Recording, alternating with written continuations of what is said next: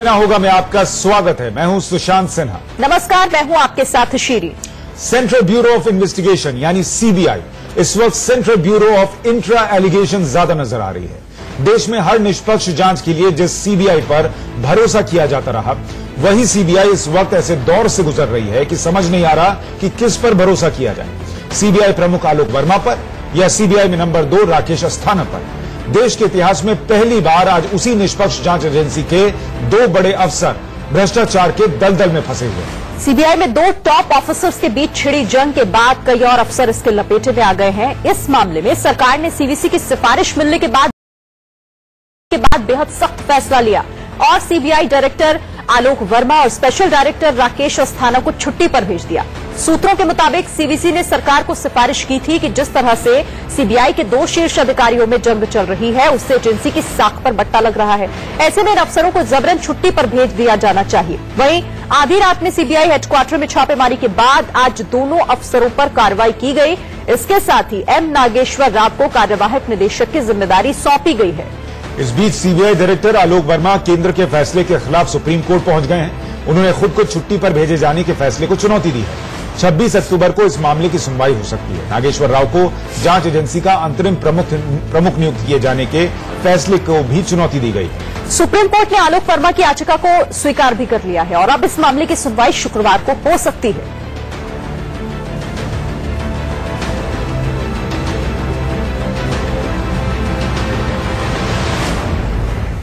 तो इस पर लगातार सियासत भी हो रही है और सियासत जिस तरीके से गरमाई है, आपको सुनवाते हैं अलग अलग लोगों ने क्या बयान दिया। चौकीदार ने 526 करोड़ वाले हवाई जहाज को 1600 करोड़ रुपए में खरीदा। चौकीदार ने अनिल अंबानी की जेब में 30,000 करोड़ रुपए डाले और कल रात चौकीदार ने सीबीआई के डायरेक्टर को हटाया क्योंकि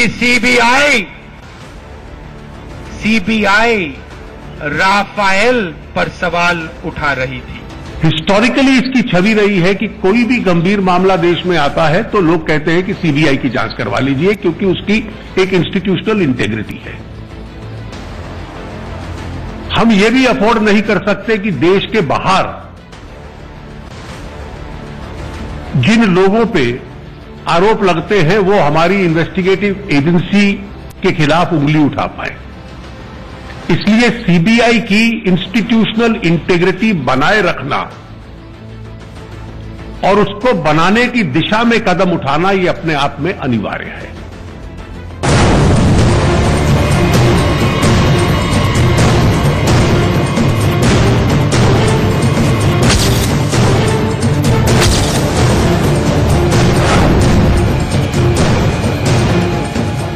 आलोक वर्मा, राकेश अस्थाना, एके शर्मा, देवेंद्र कुमार, मोइन कुरैशी, मनोज और सोमेश प्रसाद सीबीआई के अंदर शुरू हुए गृह युद्ध के ये वो मुख्य किरदार हैं जिनकी वजह से देश की सबसे बड़ी जांच एजेंसी आज सवालों के घेरे में है।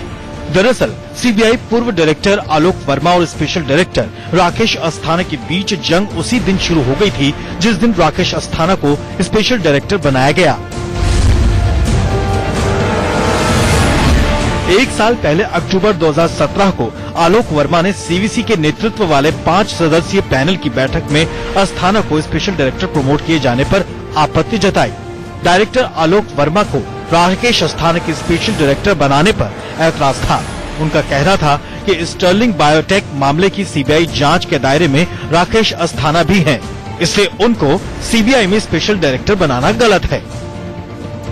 इसके बाद इस साल 24 अगस्त को राकेश अस्थाना ने सीवीसी कैबिनेट सेक्रेटरी को पत्र लिखकर सीबीआई डायरेक्टर आलोक वर्मा के खिलाफ लिखित शिकायत की, जिसमें वर्मा उनके करीबी ज्वाइंट डायरेक्टर एके शर्मा के खिलाफ कथित भ्रष्टाचार की डिटेल दी। अस्थाना ने बताया कि कैसे आरोपियों को बचाने की कोशिश की जा रही है। पिछले हफ्ते अस्थाना ने फिर से सीवीसी और कैबिनेट सेक्रेटरी को पत्र लिखा और कहा कि वो पिछले महीने सना को गिरफ्तार करना चाहते थे, लेकिन आलोक वर्मा ने प्रस्ताव को ठुकरा दिया। उन्होंने ये भी दावा किया कि फरवरी में जब उनकी टीम ने सना से पूछताछ की कोशिश की तो वर्मा ने फोन कर रोक दिया। 4 अक्टूबर को सीबीआई टीम ने सना को गिरफ्तार किया। और उसने अस्थाना के खिलाफ मजिस्ट्रेट के सामने बयान दिया, जिसमें सना ने दावा किया कि 10 महीने में उसने अस्थाना को 3 करोड़ रुपए दिए। इसके बाद सीबीआई ने सना को 3 करोड़ की घूस लेने के आरोप में अस्थाना के खिलाफ केस दर्ज किया।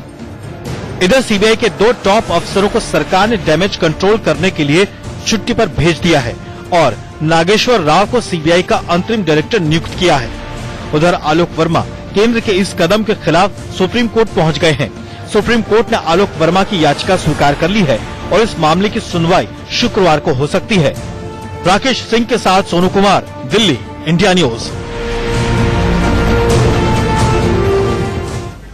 तो देश की सबसे बड़ी जांच एजेंसी अब खुद ही सवालों के घेरे में आ गई है। अब उसकी ही जांच हो रही है। ऐसे में आखिर क्या अब इसकी साख पर भी बट्टा लगता हुआ दिखाई दे रहा है। कई ऐसे सवाल हैं जो अब निकलकर सामने आ रहे हैं, जिस पर हम चर्चा करेंगे। हमारे साथ खास मेहमान भी जुड़े हुए हैं। हमारे साथ अमीक जमई है, स्पोक्स पर्सन है समाजवादी पार्टी के, साथ ही इसके अलावा SM खान जो कि फॉर्मर स्पोक्स पर्सन है सीबीआई के। आप दोनों का ही बहुत स्वागत है। जवाब तो देना होगा में ही तो जवाब तो देना होगा में हम सवाल करेंगे और खंगालेंगे कि आखिर इस इनसाइड स्टोरी के क्या मायने हैं। फिलहाल एक छोटे से ब्रेक के रुक रहे हैं, लेकिन ब्रेक के बाद जब हम लौटेंगे तो पूरी चर्चा एक साथ होगी।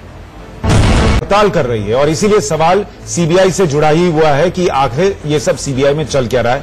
इस पर हम चर्चा शुरू करें उससे पहले कुछ रिएक्शंस हैं, वो आपको दिखाते हैं। डायरेक्टर वर्मा ने एक ऑफिसर जिसके खिलाफ करप्शन के चार्जेस थे और सीबीआई ने अपने वेबसाइट पर उस एफआईआर को भी अपलोड कर दिया, पूरे चार्जेस बता दिए। तो बजाय उसके कि मिस्टर मोदी जो कहते थे कि मैं ना खाऊंगा ना खाने दूंगा, वो क्यों एक करप्ट ऑफिसर को बचाने पे लगे हुए हैं। तो ये जितने डेमोक्रेसी के इंस्टीट्यूट्स है उसको अंडरमाइन किया जा रहा है, उनकी क्रेडिबिलिटी को बर्बाद किया जा रहा है। स्पेशल डायरेक्टर का पोस्ट था नहीं था, आज बनाए नरेंद्र मोदी गुजरात के दर का ना पदाधिकारी है। एक इन्हीं के कहने के मुताबिक को कैसे किसको पकड़े किसको छोड़े। तो इसलिए जब प्रधानमंत्री अधिकारी से बात करे किसको पकड़े छोड़े तो वो अधिकारी अपना मनोनुकूल लगा कमाने के लिए। तो अब आरोप लग रहा है सीबीआई में between director and special director, वो कहा जे वो घूस खाए, वो कहा जे वो घूस खाए। इस देश का क्या होगा, सीबीआई का क्या होगा। सीधा सीधा उनके जो चोजन लोग थे जिनको उन्होंने वहां पर नियुक्त किया था एज एडिशनल डायरेक्टर भी बनाने की जो कोशिश की थी, उनको गुजरात कैडर के ऑफिसर को उनकी सुरक्षा के लिए ये काम किया गया, ये स्पष्ट है। इस तरीके से हमारे देश की जो संवैधानिक व्यवस्था है उसी के ऊपर ये एक बहुत बड़ा हमला है। तो इस पूरे मामले में सियासत भी गरमाई हुई है और इसलिए इस पर चर्चा करने के लिए हमारे साथ एक बड़ा पैनल है। हमारे साथ कांग्रेस के प्रवक्ता जुड़ रहे हैं, एडवोकेट आदिल सिंह बोपराई हमारे साथ हैं। इसके अलावा हमारे साथ अमीक जमई हैं, समाजवादी पार्टी के प्रवक्ता हैं, और SM Khan farmer spokes person CBI हमारे साथ जुड़ गए हैं। इसके अलावा प्रेम शुक्ला बीजेपी के नेता और RVS money farmer under secretary ministry of home affairs और DR Karthikeyan farmer director CBI, ये भी हमारे साथ थोड़ी देर में जुड़ जाएंगे। लेकिन SM खान साहब, मैं पहले आपसे समझना चाहता हूं, अगर आप दर्शकों के लिए समझा पाएं कि जिस संस्था पर सबसे ज्यादा भरोसा किया गया कि कोई भी अगर मामला हो तो लोग कहते थे सीबीआई जांच करा लीजिए, वो सीबीआई आज इस दौर से क्यों गुजर रही है और किसकी जिम्मेदारी बनती है? देखिए सुशांत, ये बहुत दुर्भाग्यपूर्ण घटना हुई है और सीबीआई जो एक निष्पक्ष एजेंसी है और भारत की सबसे क्रेडिबल और प्रीमियर इन्वेस्टिगेटिंग एजेंसी है और ये कानून के दायरे के तहत काम करती है और जनता की बेइंतहा कॉन्फिडेंस सीबीआई में है। और ऐसे नेता जिनके खिलाफ सीबीआई इन्वेस्टिगेट कर रही होती है वो भी दूसरे केसेस में सीबीआई इन्वेस्टिगेशन की ही डिमांड करते हैं, यानी कि खुद भी इन्वेस्टिगेट हो रहे होते हैं, मगर सीबीआई की क्रेडिबिलिटी इतनी स्ट्रांग है कि जब कोई और केस आता है तो वो ये कहते हैं कि किसी और की जांच भी सीबीआई से कराई जाए। ऐसे हालात में इन डेवलपमेंट का होना बहुत ही अनफॉर्चुनेट है। मगर सीबीआई में, क्योंकि मैं एक बहुत अरसे सीबीआई में रहा हूं, सीबीआई में ऐसी कंप्लेंट्स पहले भी आती रही हैं जहां कुछ एलिगेशन सीबीआई के सर्विंग या रिटायर्ड ऑफिसर्स पर लगाए जाते रहे हैं। इतने बड़े लेवल पे नहीं लगाए गए क्योंकि ये तो बहुत दुर्भाग्यपूर्ण था कि जो सीनियर मोस्ट ऑफिसर्स थे उनके अगेंस्ट कुछ एलिगेशंस आए, मगर उसका एक प्रोसीजर है सीबीआई क्राइम मैनुअल में और सीबीआई की एक यूनिट होती है जो इन सब मामलों की जांच करती है और अगर उसमें कोई प्राइमा फेसी केस बनता है फिर उसको आगे प्रोसीड करते हैं। लेकिन खान साहब, क्या आपको लगता है कि इस मामले में सरकार ने जिस तरीके से मामले को हैंडल किया उसमें कहीं चूक हुई और इसलिए आज हालात या नौबत यहां तक आ गई? अगर पिछले साल ही जब जिस तरीके से राकेश अस्थाना के प्रमोशन को लेकर आलोक वर्मा लिख रहे थे या कह रहे थे, या जिस तरीके से वो कह रहे थे कि मैंने इनको ऑथराइज नहीं किया है सीबीसी के साथ मीटिंग में बैठने के लिए, सबको समझ में आ रहा था कि ऊपर के लेवल पर चीजें या हालात ठीक नहीं है। क्या अगर उस वक्त ही इंटरवीन कर लिया जाता तो शायद आज ये स्थिति नहीं होती?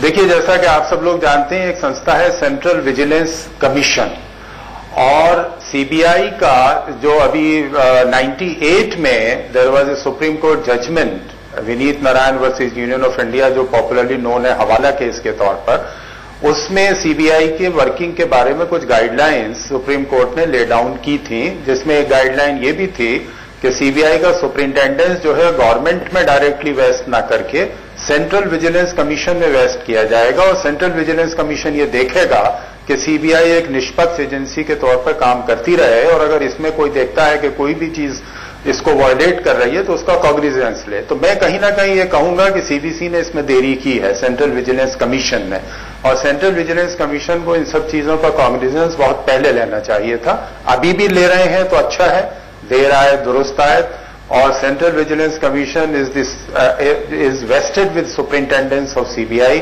फिर बाद में लेकिन असम खान जी, आपको लगता है कि ये देरी सीबीआई की छवि पर एक बहुत बड़ा नुकसान साबित हो सकती है?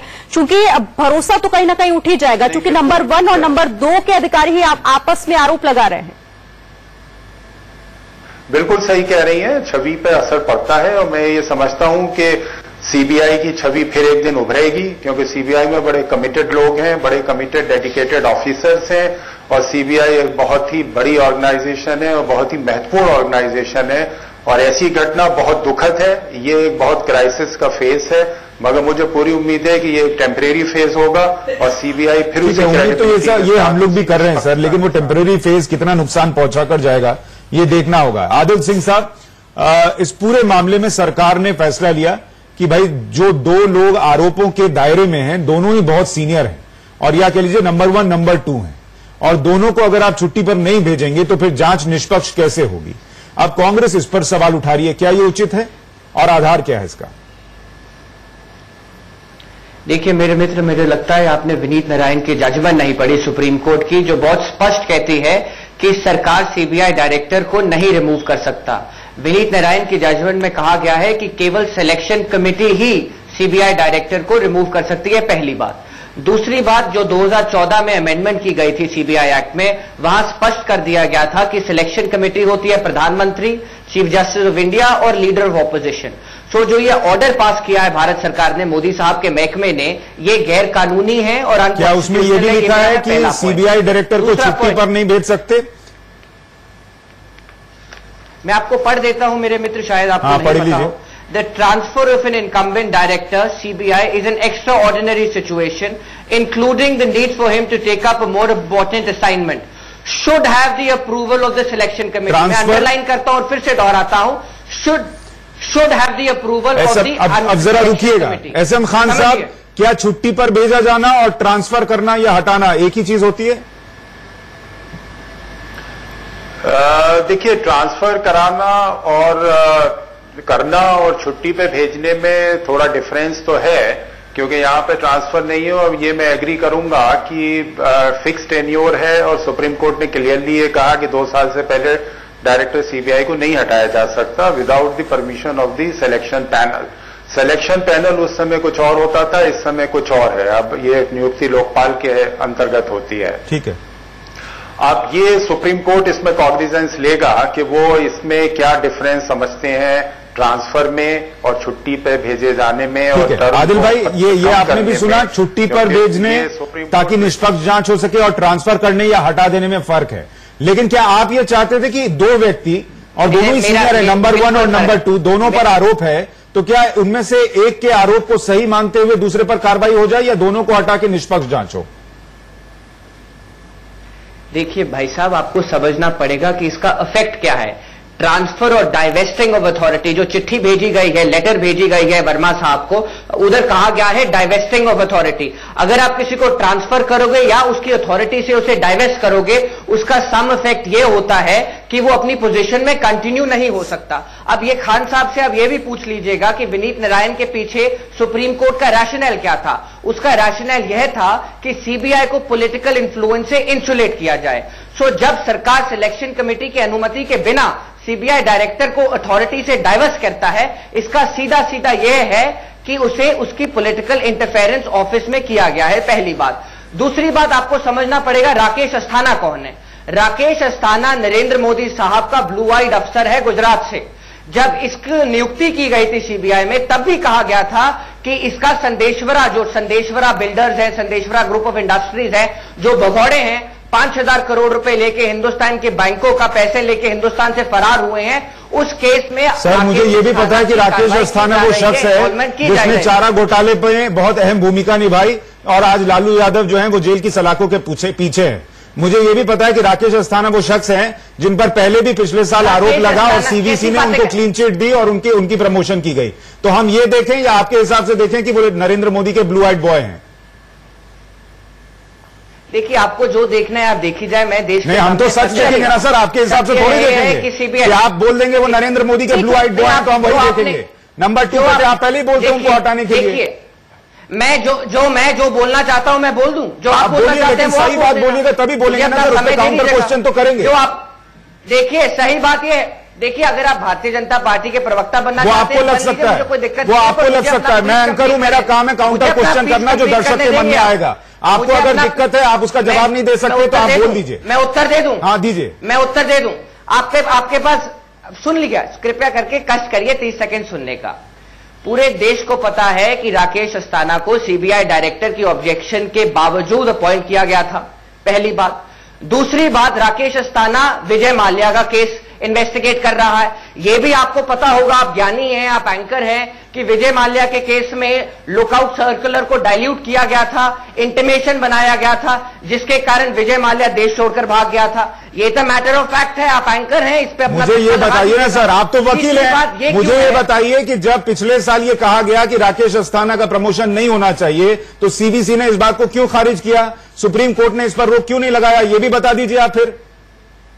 सीवीसी बताता हूं मैं, सीवीसी की क्या दिक्कत हो रही है। आज पूरे देश में जो संस्थाएं हैं खत्म हो गई हैं। ठीक है, सुप्रीम कोर्ट 4 जाके कहते हैं कि लोकतंत्र खतरे में है। सुप्रीम कोर्ट आकर कहता है कि हकमुख हादिया रेवेन्यू ऑफिसर मोदी से ब्राइब्स लेता है। यूपीए के कार्यकाल में ये सारी संस्थाएं सेफ थी, आप ये कह रहे हैं आदिल खान? कमाल है मैडम, कमाल है। 2018 में बैठे हैं, 2018 में मोदी साहब सरकार में है। कभी तक कृपया करके सरकार से भी सवाल आप अगर सवाल उठाएंगे तो पिछली बात आप करेंगे तो पिछले सवाल तो उठेंगे। राकेश अस्थाना को बीजेपी सरकार ने नियुक्त किया, आलोक वर्मा को किसने नियुक्त किया? आलोक वर्मा को मोदी साहब ने नियुक्त किया। पर आप अभी भी हमसे सवाल पूछना चाहते हैं दोनों को छुट्टी पर भेजकर, उनसे जुड़े अधिकारियों को छुट्टी पर भेजकर या ट्रांसफर करके निष्पक्ष जांच कराई जा रही है, तो क्या ये गलत है? ये हकीकत। और मोदी साहब, अरे आप सुनिए सर, जरा सुनिए, आप नहीं बोलेंगे पूरे शो में, सुनिए जरा। पता है रफाल घोटाले में पर्चा होगा, अनिल अंबानी के जो ये एजेंट बने सर, आपकी कहानी नहीं सुनेंगे हम, जो फैक्ट है उस पर बात कीजिए। आपकी कहानी नहीं सुनेंगे, फैक्ट पे बात कीजिए। सीवीसी ने उनको क्यों नहीं रोका राकेश अस्थाना को? सुप्रीम कोर्ट ने क्यों नहीं रोका? आप लोग का जब मन करेगा तब कहेंगे सारी संस्थाएं जो है वो खत्म हो गई हैं, और जब मन करेगा तब आप कहेंगे कि सब ठीक है। डाइल्यूट किया आदिल जी, मन करेगा तब आप कहेंगे कि सब ठीक है। डाइल्यूट किया आदिल जी, अस्थाना ने डाइल्यूट किया। आदिल जी मुझे बोलने दीजिए, लड़ाई कर रहा है और आप बोलिए कर रहे हैं। आदिल जी ऐसा है, देखिए ये बिल्कुल उचित फैसला है। अरे आप सुन लीजिए सर, थोड़ा रुकिए, आप पूरा प्रक्रिया देखिए ना। 24 अगस्त को राकेश अस्थाना ने कंप्लेंट की सीवीसी को, की जो सुपरिंटेंडिंग बॉडी है जो ओवरसाइट करती है सेंट्रल ब्यूरो ऑफ इन्वेस्टिगेशन को।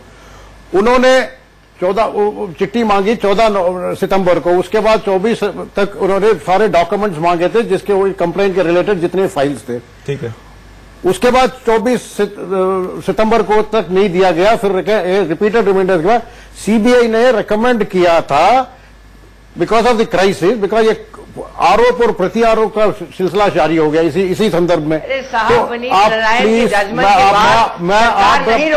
जब झूठ बोल रहे थे, मैंने नहीं बोला। आप जब झूठ बोल रहे थे कोई नहीं बोला, आपने विनीत नारायण का किस्सा सुनाया, उसको हमने इंटरप्रेट कर दिया। आपने अपने आप को, आपने जब आदिल जी आपने अपना जवाब खुद दिया है। पॉलिटिकल इंश्योरेंस, देखिए पॉलिटिकल इंश्योरेंस प्लीज, ये विनीत नारायण की जजमेंट है। आप सभ्य है तो बीच में नहीं बोलेंगे, बात कर रहे हैं। आप सभ्य है तो बीच में नहीं बोलेंगे। बीच में क्यों नहीं बोलेंगे? आप सभ्य है अगर आप चुप नहीं होंगे तो हम ऑडियो कम करा देंगे। आपको जो मौका दिया जा रहा है, बोलिए। ऐसा है, इन्होंने खुद अपना जवाब दिया। पॉलिटिकल इंटरफेरेंसेस इंसुलेट करने के लिए विनीत नारायण का भाई ये इंडिपेंडेंट फिक्स्ड टेन्यूर है। यहाँ पॉलिटिकल इंटरफेरेंस की इश्यू नहीं थी, यहाँ इंटेग्रिटी की इश्यू आ गई थी, करप्शन चार्जेस थे, the continuation of 1 and 2 were not tenable. इसीलिए सीबीसी ने, सरकार ने अपने तरफ से, ओवरसीइंग बॉडी ने रिकमेंड किया है, एक मिनट्स ऑफ द मीटिंग हुई है, उस बेसिस पे सरकार ने। एक चीज और बताइए, क्या ये दो अधिकारियों के बीच की लड़ाई है, सीबीआई की अंदर की लड़ाई है, या इसमें सियासत भी है? देखिए, सियासत इसलिए है कि आज आदिल जी के लीडर ने राफेल को लेके आया। वो तो हर जगह राफेल ले आते हैं। राफेल इसलिए ले आते हैं कि राफेल के आने से इंडिया का जो पावर का एलिजिबिलिटी, जो स्ट्रैटेजिक पावर है साउथ एशिया में बहुत ज्यादा हो जाती है। इसलिए पीछे रहमान मलिक, पाकिस्तान के मिनिस्टर ने भी राफेल के आईएसआई का नैरेटिव को फर्दर करके दो बातें बताइए। यही मैं सच बोलना चाहता था, इसलिए मैं बात कर रहे हैं। बिल्कुल 100% आई चैलेंज यू कि मेरे पास प्रमाण लेके आए। आईएसआई का राफेल को आपका शामिल कर लेते हैं।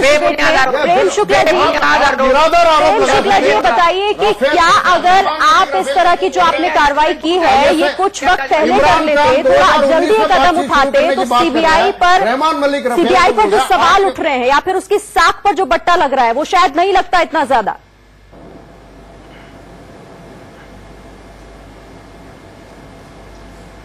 देखिए, संवैधानिक प्रक्रिया का अनुपालन करना यह भी सरकार का दायित्व है।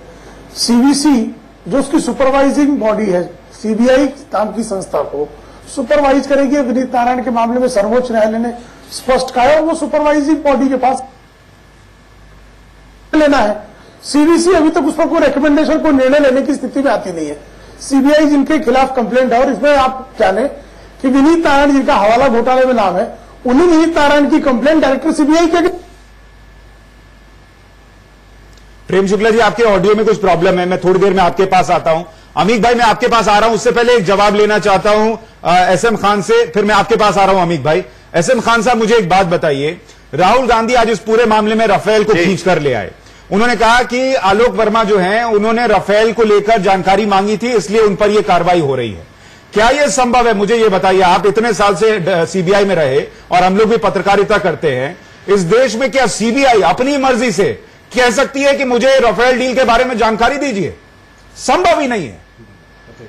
देखिए, मुझे राफेल से कंसर्न फैक्ट्स के बारे में कोई जानकारी नहीं है कि उन्होंने कोई पेपर्स मांगे या नहीं मांगे।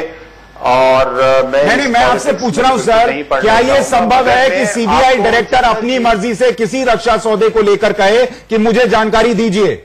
राफेल को भूल जाइए, किसी भी रक्षा सौदे की बात कर रहा हूं। नहीं, हाँ, उसके बारे में ऐसा है कि सीबीआई क्योंकि एक एंटी करप्शन एजेंसी है और सेंट्रल गवर्नमेंट के मैटर्स के बारे में सीबीआई का डायरेक्ट जुरिस्डिक्शन है। यूनियन ऑफ इंडिया के बारे में सीबीआई का ओरिजिनल जुरिस्डिक्शन है, स्टेट्स के बारे में नहीं है। स्टेट्स के बारे में सीबीआई का जुरिस्डिक्शन जब आता है जब या तो स्टेट रेफर करे या हाई कोर्ट और सुप्रीम कोर्ट रेफर करे। मगर यूनियन ऑफ इंडिया के किसी भी मैटर के बारे में अगर सीबीआई ये समझता है कि कोई करप्शन का मैटर इसमें हो सकता है, तो सीबीआई सुओ मोटो उसकी इन्वेस्टिगेशन शुरू कर सकता है। इसके पहले ऐसे कोई एग्जांपल्स हैं आपके पास जिसमें ऐसा हुआ हो सर? दर्शकों के लिए वो भी थोड़ा साफ कीजिए।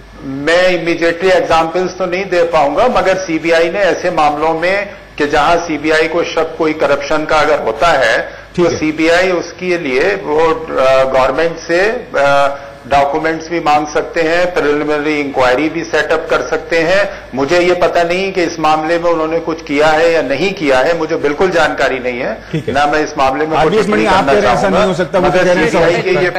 देखिए, सीबीआई का ट्रैकिंग डिवीजन कोई इनपुट लाके देती है या कोई स्पेसिफिक कंप्लेंट आता है तो वो सीबीआई अपना हरकत में आ सकती है। उसके बगैर सुओ मोटो कितने केसेस में ले सकते हैं। डीएसपी पीसी एक्ट के अंदर भी सुओ मोटो कंप्लेंट पास पावर है सेंट्रल गवर्नमेंट के मैटर्स में सेंट्रल गवर्नमेंट जूरिसडिक्शन है सेंट्रल गवर्नमेंट जो आप बताइए जूरिसडिक्शन है पावर सुओ मोटो का कहां पर है। जूरिसडिक्शन संपूर्ण है की बात हुई साहब। हाँ जूरिसडिक्शन है ये उसके पास क्या इंफॉर्मेशन है नहीं है तब जूरिसडिक्शन है। इंफॉर्मेशन क्लियर उनके ट्रैकिंग यूनिट से इनपुट आती है। ट्रैकिंग यूनिट से कोई इंफॉर्मेशन मिले या कोई शिकायत आए तब उनके पास जूरिसडिक्शन है। भाजपा नहीं बच पाएगी मेरे मित्र, भाजपा नहीं बच पाएगी जितनी कोशिश करने का। भैया मैं सच बोलता हूं, मुझे बात। चलिए अमित जमाई भी हमारे साथ हैं, समाजवादी पार्टी के प्रवक्ता हमारे साथ जुड़े हुए हैं, उनका भी रुख कर लेते हैं। अमित जमाई जी, आपको क्या लगता है देश की सबसे बड़ी जांच एजेंसी है, जब कोई केस नहीं सुलझता हो या फिर बाकी चीजों पर अगर आपको भरोसा ना हो रहा हो तो आप सीबीआई का नाम लेते हैं, लेकिन क्या वाकई अधिकारियों की जो लड़ाई है अब सियासी फेरे में फंसती हुई नजर आ रही है? देखिए ये बहुत ही भारत के इतिहास, सीबीआई के मामले में जो भारत का इतिहास है, ये बहुत ही अफसोस की बात है कि आज हम राष्ट्रीय और अंतर्राष्ट्रीय पटल पे आज सीबीआई की शाख जो है पूरी तरह से कोलैप्स हो चुकी है। मैं तो सिर्फ ये कहना चाहता हूं कि देखिए वर्मा जी का जो मामला है और राकेश अस्थाना का मामला है, ये एक दो मामला है। सीबीआई ने सबसे पहले राकेश अस्थाना के खिलाफ 120 के जरिए जो इनके खिलाफ केस दर्ज किया, इसमें जो है एंटी करप्शन एक्ट के जरिए इनके खिलाफ चार्जेस लगे और आपराधिक षड्यंत्र का मामला दर्ज हुआ जिसमें एक डीसीपी राकेश अस्थाना के साथ ही इस वक्त जो है बुक कर दिए गए हैं। सवाल यह है कि 3 करोड़ का ये जो मामला है, ये जो गौ तस्कर है मोइन कुरैशी, जिसे भाजपा ने 2014 में चंदा भी लिया, ये आदमी 3 करोड़ में हमारे सीबीआई को दुबई में बैठ के बेच रहा था। राकेश अस्थाना को मैं इसलिए कहता हूं कि प्रधानमंत्री की जब वो करीबी आदमी है, अमित शाह के दिलो जिगर है, कि वो आदमी 3 करोड़ में हमारी सीबीआई की शाख को निपटा चुका। तो सवाल यह है कि ये जो विजय माल्या हमारे देश से भाग गया, विदेश भाग गया, और ये चेतन संदेशा, इसकी बेटी जो है राकेश अस्थाना की बेटी का ब्याह चेतन संदेशा जो 5,000 करोड़ का फ्रॉड करके भागा, उसके यहां राकेश अस्थाना का ब्याह होता है, वो पूरा खर्चा बर्दाश्त करता है। सवाल यह है कि प्रधानमंत्री जी कहते थे कि ना मैं खाऊंगा ना खाने दूंगा, तो कैसे राकेश अस्थाना जो कुछ 1 साल में कर रहा था, प्रधानमंत्री जी क्यों उस आदमी का समर्थन कर रहे थे? दूसरी बात, ये जो वर्मा जी के खिलाफ मामला है, हम ये चाहते हैं कि उस पर जांच हो। तो जांच तो हो रही है, जांच तो हो रही है, दोनों को ही छुट्टी पर भेज दिया गया है, दोनों को ही छुट्टी पर भेज दिया गया है, जांच भी हो रही है, फिर इसमें क्या दिक्कत है? सुशांत भाई, राकेश अस्थाना को इस मामले में जेल जाना चाहिए।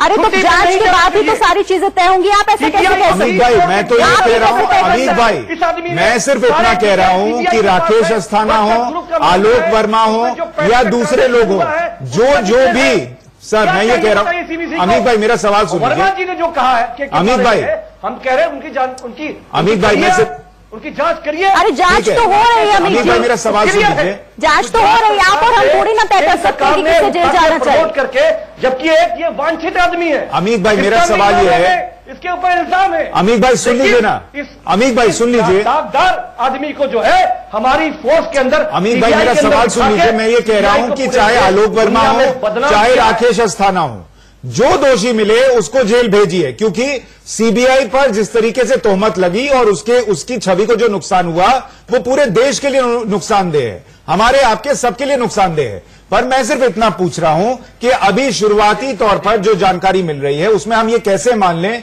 कि आलोक वर्मा दोषी नहीं है और राकेश अस्थाना ही दोषी है या वाइस वर्सा? अमित जी के पास हमारी आवाज नहीं पहुंच पा रही है, फिर से उनसे जुड़ेंगे। प्रेम शुक्ला जी हमारे साथ बने हुए लगातार। प्रेम शुक्ला जी, अब इसे लेकर आप पर आरोप भी ये लग रहे हैं कि कार्रवाई तो हुई, ये बहुत देर से की गई, क्योंकि 2017 का ये पूरा मामला है, देश की सबसे बड़ी एजेंसी, सवाल तो उठेंगे। क्या आपको लगता है कि सारी चीजें हो भी जाएंगी? तो अगर इतनी बड़ी चीज, इतना बड़ा केस अगर निकलकर सामने आया है तो भरोसा फिर से हो पाएगा इस एजेंसी पर? वैसे तो देखिए सीबीआई की इमेज को एक अरसे से बर्बाद करने का प्रयास किया गया था। एपी सिंह जो मोइन कुरैशी के मामले में जिनकी जांच चल रही है, तो यूपीए के जमाने के एक सीबीआई तरनजीत सिन्हा उस जमाने के थे। आलोक वर्मा जी पर भी विनीत नारायण ने कुछ संगीन आरोप लगाए। विनीत नारायण जी का हवाला सीबीआई के संदर्भ में दिया जाता है और जिनके सेक्शन के आधार पर सुप्रीम कोर्ट ने सीवीसी को जो है सुपरवाइजिंग एजेंसी बनाई है सीबीआई की। अब सीबीआई के कुछ अधिकारियों के झगड़े में सीवीसी के पास शिकायत गई, सीवीसी उसकी जांच कर रही है, सीवीसी उसकी जांच के आधार पर रिकमेंडेशन देती है। इसके रिकमेंडेशन के पहले सरकार संवैधानिक संस्था में किसी प्रकार का कोई भी हस्तक्षेप नहीं कर सकती। अब सीबीसी ने कहा छुट्टी पर भेज दीजिए, उनको भेज दिया गया। छुट्टी पर जाते ही जिस तरह से कुछ लोगों ने, जैसे सुप्रीम कोर्ट में तो जजेस के बीच में उनको कौन तय करेगा कि कौन सी का मामला किसके पास जाएगा, इस अधिकार को लेकर एक विवाद हुआ, प्रेस कॉन्फ्रेंस हुआ, राजनीतिक हुआ, उसको जस्टिस लेयर में लाकर आदरणीय अमित शाह जी की इमेज को डैमेज करने की कोशिश की गई। आज भी कांग्रेस उसी तरह का खेल खेल रही है। कांग्रेस इस बात को भुला दे रही है कि संवैधानिक व्यवस्था का परिपालन करना सरकार का दायित्व है, न कि किसी के अनर्गल आरोपों। ठीक है, ठीक है। आदिल सिंह, माफ कीजिएगा, आदिल सिंह, आपसे मेरा सवाल है, जब सीवीसी ने कहा उसके बाद सरकार ने इसमें पहल भी की और उसके बाद छुट्टी पर भेज दिया गया, जांच प्रभावित ना हो, सही तरीके से जांच हो जाए, फिर इसमें कांग्रेस को इतनी दिक्कत क्यों हो रही है? आप क्यों राफेल और तमाम तरह की चीजें इसमें इन्वॉल्व कर रहे हैं?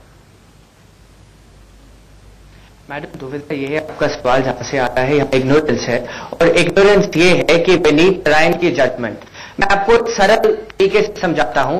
आप एक एंकर हैं, आपको कहा जाता है कि आप फोर्स्ड लीव पे जाइए, इसका सम इफेक्ट क्या होता है? इसका सम इफेक्ट ये होता है कि आप एंकर की पोजीशन पे कंटिन्यू नहीं कर सकते।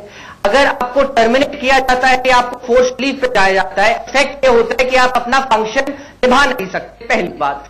दूसरी बात, सुप्रीम कोर्ट ने स्पष्ट किया हुआ है कि पॉलिटिकल इंटरफेरेंस नहीं हो सकती, सुप्रीम कोर्ट ने इसे फोर्स ही किया, इसलिए एक सिलेक्शन कमेटी के माध्यम से ही उन्हें ट्रांसफर या अथॉरिटी से डाइवेस्ट किया जा सकता था। पर आदिल भाई, हमारे जो दूसरे एंकर साहब हैं वो पूछ रहे थे, आदिल भाई आपको पास समय नहीं है, मुझे ये बताइए कि जब आपको पता है कि सीबीआई पर नजर रखने की जिम्मेदारी किसकी है? सीवीसी की है?